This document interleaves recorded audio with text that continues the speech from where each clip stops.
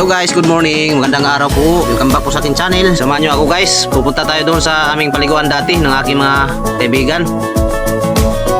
Minsan na lang po kasi tayo nakakapunta dito. Dati, nung kabataan namin, yung aking mga kaibigan, dito po kami naliligo.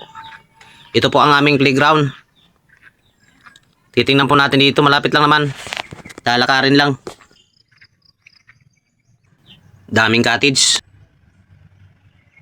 So ito nga pala yung tinatawag dito sa amin na Bugak Cold Spring mga kaidol. Ito po ang aming playground dati. Dito po kami naglalagi ng aking mga kabarkada, mga kababata, mga kaibigan. Dati marami pang naglalaba dito, pero ngayon wala na.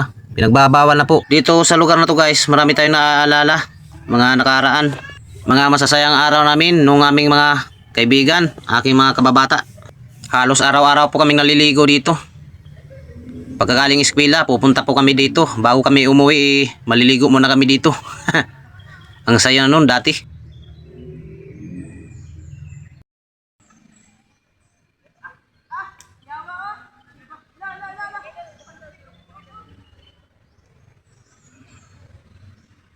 Meron pa po tayong isang pupuntahan, dito Lagun. Isang lugar din na lagi naming pinupuntahan. Isang tagong lugar mga kaidol. Magkatabi lang po ang Bugak at saka Bitulagon. Dito lang banda sa may kaliwa. So yan, pupuntahan po natin.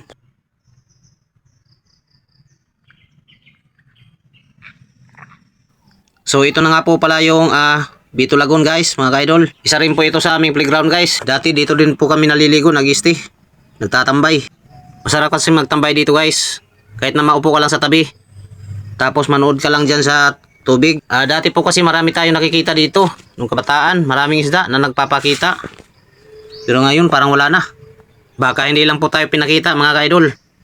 Baka nagtago lang ang mga yan. Baka hindi lang po natin natimpuhan yung paglabas nila.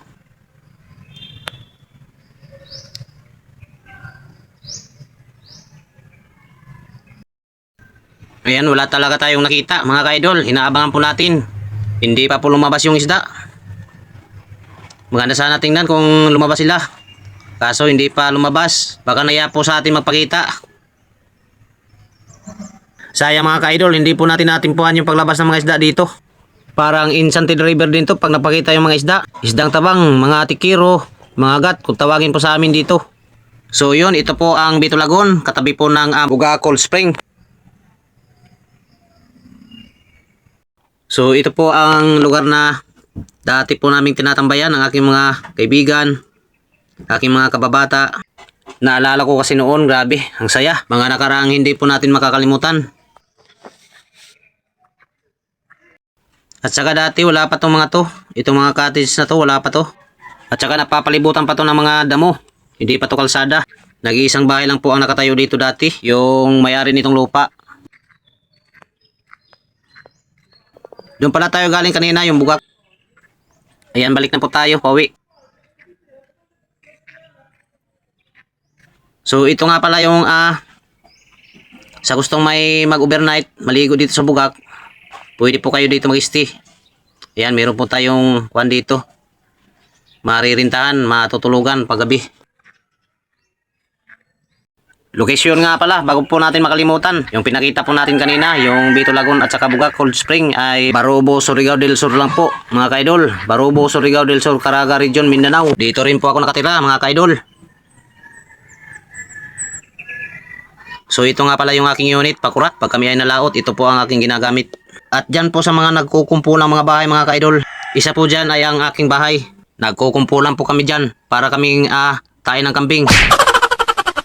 Pero halos mga kamag-anak ko lang po nakatira dyan. Parang isang sityo. So yun guys, hanggang dito lang muna tayo. Hindi pa po kasi tayo nakapalaot. Ito lang po muna ang ating upload ngayon. Maraming salamat po uli sa inyong walang sawang suporta at panonood. See you next video, see you next upload. Ingat po kayo lagi and God bless. Love you all. Bye bye mga dol.